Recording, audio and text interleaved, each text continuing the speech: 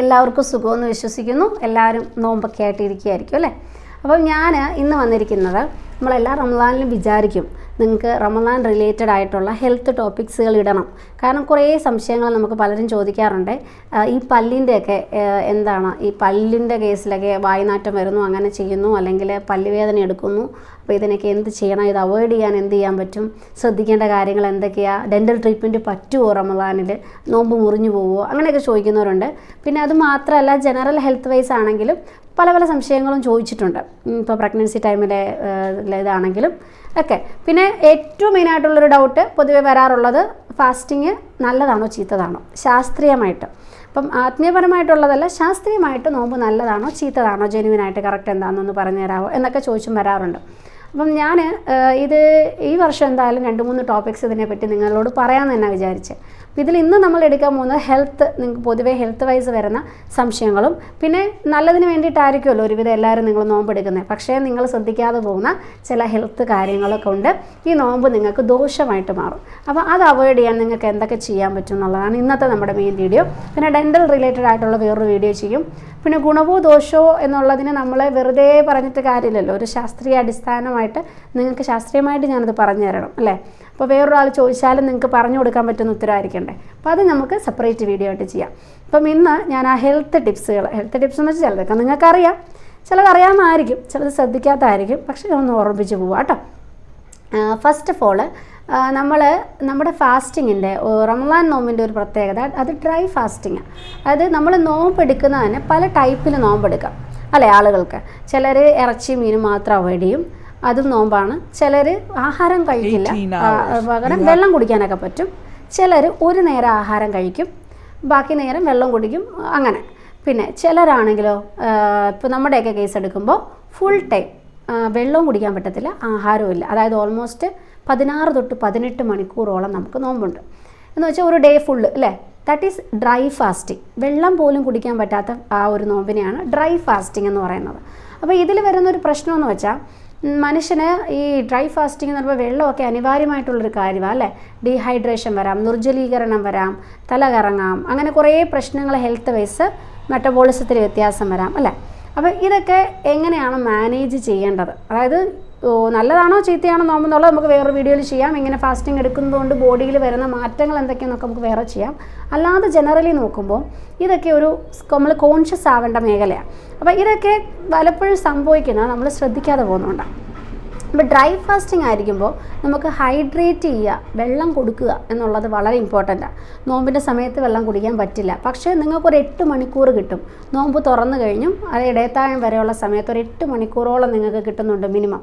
ഈ സമയത്ത് പല പല സ്റ്റെപ്പുകളായിട്ട് നിങ്ങൾ വെള്ളം കുടിക്കണം. ഇത് പറയാൻ കാരണം, പലരും നോമ്പ് തുറന്നു കഴിയുമ്പോൾ വെള്ളം കുടിക്കും, അത് കഴിഞ്ഞ് ഒരു വട്ടോടെ കുടിച്ചാലായി, പിന്നെ തീർന്നു, പിന്നെ വെള്ളം കുടിയില്ല. അങ്ങനെയല്ല, നമ്മൾ ഒരു ഡേ ഫുള്ള് നമുക്ക് വെള്ളം ശരീരത്തിന് കിട്ടാത്തതാണ്. അപ്പോൾ അതുകൊണ്ട് 8 മണിക്കൂറുള്ളപ്പോൾ ഇൻ്റർമീഡിയൻ്റ് ആയിട്ട് നിങ്ങൾ വെള്ളം കുടിച്ചിരിക്കണം. ഇതുകൊണ്ട് നിങ്ങൾക്ക് 2 ഗുണം. പകൽ വരുന്ന ക്ഷീണം നിങ്ങൾക്ക് ഒഴിവാക്കാം. പലപ്പോഴും ചിലർ പറയും ഭയങ്കര ക്ഷീണമാണ്, കാരണം അവർ വെള്ളം കുടി കുറഞ്ഞിട്ടാണ്. പിന്നെ അതുപോലെ തലവേദന, നമ്മുടെ ശരീരത്തിൽ നിന്ന് വെള്ളം അംശം നഷ്ടപ്പെടുമ്പോൾ അല്ലെങ്കിൽ നിർജ്ജലീകരണം സംഭവിക്കുമ്പോഴാണ് നമുക്ക് തലവേദന മെയിനായിട്ട് എടുക്കുന്നത്. അപ്പം ഇത് നോമ്പിലൊക്കെ പലരും റിപ്പോർട്ട് ചെയ്യാറുണ്ട്, റമദാനിൽ ഭയങ്കര തലവേദനയാണ് നോമ്പെടുക്കുമ്പോൾ. കാരണം എന്ത്? അതിന് കാരണമെന്ന് വെച്ചാൽ വെള്ളം ശരിക്കും കുടിക്കാത്തതുകൊണ്ടാണ്. അപ്പോൾ നിങ്ങൾ വെള്ളം നന്നായിട്ട് കുടിക്കുകയാണെന്നുണ്ടെങ്കിൽ ഈ ക്ഷീണവും നിങ്ങൾക്ക് അവോയ്ഡ് ചെയ്യാം, അതുപോലെ തന്നെ തലവേദന. ഇനി വെള്ളം കുടിക്കാൻ ഞാൻ പറഞ്ഞു. നോമ്പ് തുറന്ന ഉടനെ നമ്മൾ എന്ത് കുടിക്കണം എന്നുള്ളതാണ് അടുത്ത ക്വസ്റ്റ്യൻ.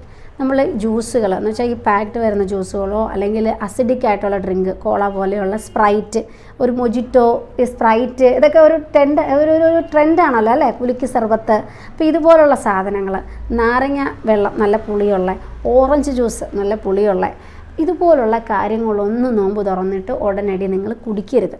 കാരണം വേറൊന്നുമല്ല, നമ്മളിപ്പോൾ നോമ്പിലല്ലെങ്കിൽ തന്നെയും ഒരാൾ രാവിലെ എണീക്കുമ്പോൾ ഫസ്റ്റ് ഫ്രൂട്ട്സ് വെച്ചാണ് സ്റ്റാർട്ട് ചെയ്യേണ്ടതെന്ന് പറയും. കാരണം അത് നമ്മുടെ വയറിന് നമ്മൾ കൊടുക്കുന്ന ഏറ്റവും വലിയൊരു കാര്യമാണ്, വയറിന് ഏറ്റവും സന്തോഷകരമായിട്ടുള്ളൊരു കാര്യമാണ്. അപ്പം അത് പക്ഷെ കഴിക്കുമ്പോഴും പുളിയുള്ള ഫ്രൂട്ട്സുകളല്ല കൊടുക്കേണ്ടത്, ആൽക്കലൈൻ ടൈപ്പ്. ഇപ്പോൾ പപ്പായ, ഡ്രാഗൺ ഫ്രൂട്ട്, ഇതുപോലെയൊക്കെയുള്ള ആൽക്കലൈൻ ടൈപ്പ് ഫ്രൂട്ട്സുകൾ വേണം നമ്മൾ വയറിലോട്ട് കൊടുക്കാൻ. കാരണം ആദ്യം ചെല്ലുന്ന ഫുഡ് അത് തന്നെയാണ് നമ്മൾ നോമ്പെടുത്ത് നോമ്പ് തുറക്കുമ്പോൾ അത്രയും ഒരു ഹവേഴ്സ് ഇത്രയും മണിക്കൂറുകൾ വയറ്റിലൊന്നും ചെന്നിട്ടില്ല, ആദ്യമായിട്ട് വയറ്റിലോട്ട് ഇൻട്രൊഡ്യൂസ് ചെയ്യുന്ന ഫുഡാണ് അത്. വയറിന് ഏറ്റവും ആപ്റ്റായ ഫുഡായിരിക്കണം. അപ്പോൾ പപ്പായയോ ബനാന, പഴമാണെങ്കിലും പഴം അങ്ങനൊന്നും കുഴപ്പമില്ല, പഴം, പപ്പായ, അനാറ് ഇതുപോലുള്ള ഒക്കെ ഉണ്ടല്ലോ, ആപ്പിൾ, ഇതൊക്കെ നിങ്ങൾക്ക് കുഴപ്പമില്ല. ഇതൊക്കെ ആദ്യം നിങ്ങൾക്ക് കൊടുക്കാം. അത് കൊടുക്കുമ്പോൾ വയറിന്, അപ്പോൾ അതിൻ്റെ ജ്യൂസുകളും വലിയ പ്രശ്നമില്ല കേട്ടോ, ആൽക്കലൈൻ നേച്ചറല്ലേ. അപ്പോൾ അങ്ങനെയുള്ളത് വേണം നിങ്ങൾ കൊടുക്കാൻ. പുളിയുള്ളതോ അസിഡിക് ആയിട്ടുള്ളതോ ആദ്യം കുടിക്കാൻ പാടില്ല. നല്ല പച്ചവെള്ളം കുടിക്കുക, അതൊക്കെ ഏറ്റവും നല്ലതാണ്. അപ്പോൾ ഇതൊക്കെയാണ് ആദ്യം ഇൻട്രൊഡ്യൂസ് ചെയ്യുന്നത്. അത് കഴിഞ്ഞ് ഫ്രൂട്ട്സ് കഴിഞ്ഞ് വറപൊരിയുടെ കേസിലോട്ട് വരുമ്പോൾ എല്ലാവരും പറയുന്ന പോലെ വറപൊരി ഐറ്റം കഴിക്കരുത് എന്ന് ഞാൻ പറയുന്നില്ല, കഴിച്ചോളൂ, പക്ഷെ മിതമായിട്ട്. കാരണം എണ്ണ നമ്മൾ അസിഡിറ്റി പിന്നെയും കൂട്ടും, അസിഡിറ്റി കൂട്ടും, വയറരിച്ചിൽ കൂട്ടും. കൊളസ്ട്രോളിൻ്റെ കാര്യം അവിടെ നിൽക്കട്ടെ, നമുക്ക് പിറ്റേ ദിവസം നോമ്പെടുക്കുമ്പോഴും ഇതിൻ്റെ ബുദ്ധിമുട്ട് ഇങ്ങനെ വരും. അപ്പോൾ അത് ഒരു പ്രശ്നമല്ലേ. അപ്പോൾ അതുകൊണ്ട് വറപൊരി ഐറ്റംസ് കുറയ്ക്കുക. അപ്പോൾ ഹെൽത്തി ഡയറ്റ് മാക്സിമം റമദാനിൽ നിങ്ങൾ നോക്കിക്കഴിഞ്ഞാൽ നിങ്ങളുടെ ശാരീരിക അസ്വസ്ഥതകൾ പകുതി കുറയും. ഓക്കെ. പിന്നെ ഡ്രൈ ഫാസ്റ്റിംഗ് ആണെന്ന് ഞാൻ പറഞ്ഞു. ഒരു ദിവസം മൊത്തം നിങ്ങൾക്ക് ഫുഡ് കഴിക്കാനും പറ്റത്തില്ലാത്ത അവസ്ഥയല്ലേ. ഈ സമയത്ത് നിങ്ങൾക്ക് വേണ്ടത് പ്രോട്ടീനാണ്. അതുകൊണ്ട് ഇടയത്താഴത്തിനാണെങ്കിലും നോമ്പ് തുറന്നിട്ടായാലും പ്രോട്ടീൻ റിച്ച് ആയിട്ടുള്ള ആഹാരം കൂടുതൽ കഴിക്കണം. ഇപ്പോൾ വറപൊരി ഐറ്റത്തെക്കാളും ഇപ്പം മുട്ട കഴിക്കും, നിങ്ങൾ മുട്ട പുഴുങ്ങിയൊക്കെ കഴിക്കുമ്പോൾ അതിൽ ഹൈ പ്രോട്ടീനാണ് നിങ്ങൾക്ക് കിട്ടുന്നത്. പാൽ കുടിക്കാം, ബദാം പോലെ, അങ്ങനെയുള്ള ഹെൽത്ത് വൈസ് പ്രോട്ടീൻ റിച്ച് ആയിട്ടുള്ള ഡയറ്റ് ഉപയോഗിച്ചിട്ടുണ്ടെങ്കിൽ നിങ്ങൾക്ക് ആ അന്നത്തെ ദിവസത്തെ ഒരു ക്ഷീണമോ കാര്യങ്ങളോ ബുദ്ധിമുട്ടുകളോ ഒന്നും അറിയത്തില്ല. അങ്ങനെ ഒരു ദിവസം കഴിച്ചു നോക്കും, അപ്പോൾ നിങ്ങൾക്ക് ബാക്കി ദിവസമായിട്ടുള്ള വ്യത്യാസം നിങ്ങൾക്ക് മനസ്സിലാവും. പാലിൻ്റെ കേസ് പറയുമ്പം ചിലർക്ക് ഡയറി ഫുഡ്സ് പറ്റത്തില്ല, ഈ പാലുൽപ്പന്നങ്ങളും. ഇപ്പം GERD, ഇപ്പോൾ ഗ്യാസ്ട്രിക് ഇറിറ്റബിൾ ബവൽ ഡിസീസ് അങ്ങനെയൊക്കെ ഉള്ള ആളുകൾക്ക്, ആസിഡിറ്റിയുടെ പ്രശ്നമുള്ളവർക്ക്, ആസിഡ് റിഫ്ലക്സ് ഡിസോർഡേഴ്സ് ഉള്ളവർക്ക്, അതൊക്കെ ഞാൻ ഈ പറയുമ്പോൾ ഈ ഉള്ളവർക്ക് അത് കേൾക്കുമ്പോൾ മനസ്സിലാവും. എപ്പോഴും അസിഡിറ്റി പ്രോബ്ലം, ആഹാരം ഇറങ്ങി പോകുമ്പോൾ നെഞ്ചിൽ അരിച്ചിലൊക്കെ വരുന്ന ആളുകളൊക്കെ ഇല്ലേ, ഇപ്പോൾ GERD എന്ന് പറഞ്ഞൊരു അസുഖം അത്. അപ്പോൾ അങ്ങനെയൊക്കെ ഉള്ള ആളുകൾക്ക് നമ്മൾ ഈ പാലുൽപ്പന്നങ്ങളൊന്നും മാക്സിമം പറ്റത്തില്ല. അപ്പോൾ അങ്ങനെയുള്ളവരൊന്നും രാവിലെ പാൽ കുടിക്കാൻ ഞാൻ പറയത്തില്ല. അല്ലാത്ത ഒരാളെ സംബന്ധിച്ച് പാൽ കുടിക്കുന്നത് ഏറ്റവും നല്ലതാണ്. കാരണം വെള്ളം എന്ന് പറയുമ്പോൾ നമ്മൾ വെറും വെള്ളം കുടിക്കുമ്പോൾ നമ്മൾ എത്ര കുടിച്ചെന്ന് പറഞ്ഞാലും 2-3 വട്ടം യൂറിനേഷൻ പോയി കഴിയുമ്പോൾ ശരീരത്തിൽ നിന്ന് അത് പെട്ടെന്ന് അങ്ങ് പോകും. പക്ഷേ പാലിനൊരു പ്രത്യേകതയുണ്ട്, റിട്ടൻഷൻ കൂടുതലാണ്, ബോഡിയിൽ കുറേ സമയം അത് നിൽക്കും വെള്ളത്തെ അപേക്ഷിച്ച്. അപ്പോൾ നിങ്ങളുടെ ആ ഒരു ഡീഹൈഡ്രേഷൻ പ്രിവെൻറ്റ് ചെയ്യാൻ വെള്ളത്തേക്കാൾ ഉത്തമം പാലാണ്. പക്ഷേ നിങ്ങൾക്ക് പാൽ കുടിക്കാൻ പറ്റുമോ എന്നുള്ളത് നിങ്ങൾ ആലോചിച്ചിട്ട് വേണം. പിന്നെ നിങ്ങൾ ശ്രദ്ധിക്കാത്തൊരു കാര്യം, മെഡിസിൻ. ഒരു മാസം എനിക്ക് നോമ്പാണ്, അതുകൊണ്ട് ഞാൻ ഗുളികയൊന്നും കഴിക്കുന്നില്ല എന്ന് പറഞ്ഞ് മാറ്റി വെക്കരുത്. നമുക്ക് പ്രഷറിൻ്റെ ഗുളിക കാണും, കൊളസ്ട്രോളിൻ്റെ ഗുളിക കാണും, ഷുഗറിൻ്റെ ഗുളിക കാണും. ഇതൊക്കെ നിങ്ങൾ കഴിച്ചിരിക്കണം. ഇതിൻ്റെ ഡോസേജുകൾ നിങ്ങൾക്ക് വേരിയേഷൻ വരുത്താം, ചിലതൊക്കെ കുറയ്ക്കാം. നമുക്ക് ഡോക്ടറെ പോയി കണ്ടിട്ട് ഡോസൊക്കെ കുറച്ച് നമുക്ക് എടുക്കാം. ഇടയത്താഴത്തിനും നോമ്പ് തുറക്കുമ്പോഴൊക്കെ ആയിട്ട് കഴിക്കണം. അത് ഇല്ലെന്നുണ്ടെങ്കിൽ ഒരു മാസം കഴിഞ്ഞ് നോമ്പ് കഴിയുമ്പോൾ ഹെൽത്ത് നിങ്ങളുടെ വീക്കാവും. എന്നിട്ട് നിങ്ങൾ തന്നെ ചോദിക്കും, നോമ്പ് പിടിച്ചാൽ ഹെൽത്ത് ഓക്കെ ആവുമെന്ന് പറഞ്ഞല്ലോ, എന്നിട്ടിപ്പോൾ ഹെൽത്ത് വീക്കായി.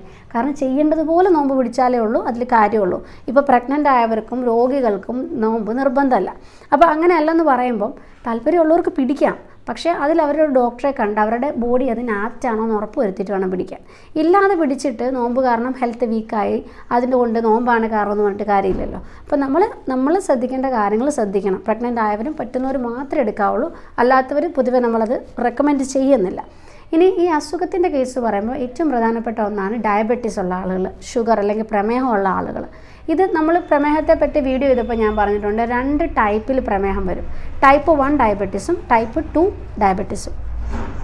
അതിൽ ഈ ടൈപ്പ് 1 കാറ്റഗറിയിൽ വരുന്നവർക്ക് പൊതുവെ ഇൻസുലിൻ ആയിരിക്കും എടുക്കുന്നത്. ടൈപ്പ് 2 ഉള്ളവർ ടാബ്ലറ്റ് ആയിരിക്കും മരുന്ന് കഴിക്കുന്നത്. അപ്പോൾ ഇതിൽ ഈ ടൈപ്പ് 1 ഇൻസുലിൻ എടുക്കുന്ന ആളുകൾക്ക് പൊതുവേ ഫാസ്റ്റിങ് ബുദ്ധിമുട്ടാണ്. കാരണം നിങ്ങൾക്കറിയാം, അവർ ഒരു നേരത്തെ ആഹാരം മിസ്സായാലും അവർക്ക് പെട്ടെന്ന് ഷുഗർ താന്നു പോയിട്ട് തലകറക്കമൊക്കെ വരുന്ന ആളുകൾ, വിറയിലൊക്കെ വരുന്ന കണ്ടിട്ടില്ലേ, അത് ടൈപ്പ് 1 കേസാണ്, ഇൻസുലിൻ എടുക്കുന്ന. അപ്പോൾ അവർ ചിലപ്പോൾ ഫാസ്റ്റിംഗ് എടുക്കൽ അത്ര നല്ലതല്ല. പക്ഷേ അവർക്ക് എടുക്കാം, അവരുടെ ഫിസിഷ്യൻ ഓക്കെ സമ്മതിച്ചാൽ ഇൻസുലിൻ്റെ ഡോസും മറ്റും നമുക്ക് അഡ്ജസ്റ്റ് ചെയ്തിട്ട് അവർക്ക് എടുക്കാം. പക്ഷേ നിർബന്ധമല്ല, അവർ ഡോക്ടറെ കാണാതെ എടുക്കരുത്, അതാണ് തെറ്റ്. പിന്നെ രണ്ടെന്ന് വെച്ചാൽ ടൈപ്പ് 2 ഡയബറ്റീസ് ആണെങ്കിൽ അവർക്ക് വലിയ പ്രശ്നമില്ല, ടാബ്ലറ്റാണ്, അവർക്ക് വൈകിട്ടും രാവിലെയും കഴിക്കാം. എന്നാലും ഡോസ് ഡോക്ടറെ കണ്ട് ഉറപ്പ് വരുത്തണം. അപ്പോൾ ഏറ്റവും പ്രയർ ഇമ്പോർട്ടൻറ്റ്, നിങ്ങൾ നോമ്പെടുക്കുന്നുണ്ട്, നിങ്ങൾക്ക് ഹെൽത്തി ആയിട്ട് എന്തെങ്കിലും ഇഷ്യൂ ഉണ്ടെങ്കിൽ നിങ്ങൾ കാണിച്ചുകൊണ്ടിരിക്കുന്ന ഡോക്ടറെ കണ്ട് ഡോക്ടറുടെ കൺസെൻറ്റ് എടുക്കണം. അതുപോലെ തന്നെ ടാബ്ലറ്റിൻ്റെയൊക്കെ ഡോസേജിൽ വേരിയേഷൻ വരുത്തണം. എന്നിട്ട് മാത്രമേ നോമ്പെടുക്കാവുള്ളൂ. ഇല്ലെന്നുണ്ടെങ്കിൽ അത് ഗുണത്തേക്കാളേറെ നിങ്ങൾക്ക് ദോഷമേ നൽകുകയുള്ളൂ. ഓക്കെ, അപ്പം ഇതൊക്കെയാണ് നമ്മൾ മരുന്നുകളുടെ കേസ്.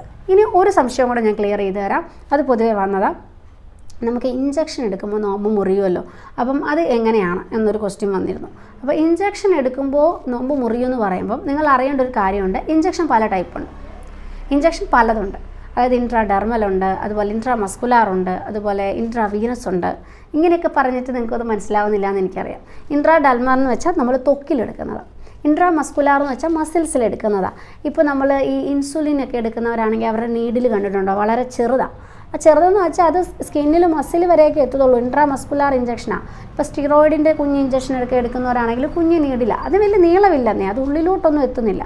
പക്ഷേ നമ്മളിപ്പം ആൻറ്റിബയോട്ടിക്കോ അല്ലെങ്കിൽ അല്ലാതെ നമ്മൾ ചില മെഡിക്കേഷൻസൊക്കെ കയറ്റുമ്പോൾ അത് ഉള്ളിലോട്ട് നരമ്പി കുത്തത്തില്ലേ, ദാറ്റ് ഈസ് ഇൻട്രാവീനസ്. അത് നേരിട്ട് നമ്മുടെ ബ്ലഡിലോട്ട് കലരുന്ന ഒന്നാണ്. അപ്പോൾ ഇൻട്രാവീനസ് ഇഞ്ചക്ഷനൊക്കെ എടുക്കുന്നത് നോമ്പിൽ അലൗഡല്ല. അപ്പോൾ അങ്ങനെ എടുക്കാൻ അങ്ങനെ ട്രീറ്റ്മെൻറ്റിൽ അണ്ടർഗോൺ ആയിട്ടുള്ള ആളുകളാണെങ്കിൽ അവർക്ക് ഫാസ്റ്റിംഗ് അലൗഡല്ല. ഇനി അല്ല ഇൻട്രാമസ്കുലർ ഇൻട്രാഡെർമൽ ആണെങ്കിൽ അത്ര വലിയ കുഴപ്പമില്ല, നോമ്പ് എടുക്കുന്നതുകൊണ്ടും വലിയ കുഴപ്പമില്ല. അപ്പോൾ ഇതൊക്കെയാണ് കുറച്ച് കാര്യങ്ങൾ ഹെൽത്ത് വൈസ് നിങ്ങൾക്ക് അറിഞ്ഞിരിക്കേണ്ടത്. പിന്നെ നിങ്ങൾക്ക് ഇത് റിലേറ്റഡ് ആയിട്ട് ഇനി എന്തൊക്കെ അറിയണമെന്ന് ആഗ്രഹമുണ്ട്, ഹെൽത്ത് സംശയങ്ങളുണ്ട്, കമൻസിലൂടെ ചോദിച്ചു, നമുക്കതനുസരിച്ച് വീഡിയോസ് ചെയ്യാം, കുഴപ്പമില്ല. പിന്നെ ഡെൻ്റലിൻ്റെ കേസ് ഞാൻ സെപ്പറേറ്റ് വീഡിയോ ചെയ്യും. വേറൊന്നുമല്ല, കുറച്ച് കാര്യങ്ങൾ ഏറെ എനിക്ക് പറയാനുണ്ട്. നിങ്ങൾ മിസ്സായി പോകുന്ന വലിയൊരു പാർട്ടാണ്. പ്രഗ്നൻസി ആൻഡ് ഡെൻറ്റിസ്ട്രി പോലെ തന്നെ റമദാൻ ആൻഡ് ഡെൻറ്റിസ്ട്രി സെപ്പറേറ്റ് ടോപ്പിക്കാണ്. പ്രഗ്നൻസിയിൽ നിങ്ങൾ കാണിക്കുന്ന പോലെയുള്ള സെയിം അബദ്ധങ്ങളാണ് നിങ്ങൾ റമദാനിലും പല്ലിനെ സംബന്ധിച്ച് കാണിക്കുന്നത്. അത് നമുക്ക് സെപ്പറേറ്റ് ചെയ്യാം. പിന്നെ ഗുണവോ ദോഷമോ അത് ഞാൻ സെപ്പറേറ്റ് വീഡിയോ ആയിട്ട് പറയാം. ഇനി ഇതുപോലെ നിങ്ങൾക്കുള്ള സംശയങ്ങൾ അറിയിക്കുക, അതനുസരിച്ച് വീഡിയോസ് അപ്ലോഡ് ചെയ്യാം. നെക്സ്റ്റ് വീഡിയോസിലൂടെ കാണും വരെ ബൈ.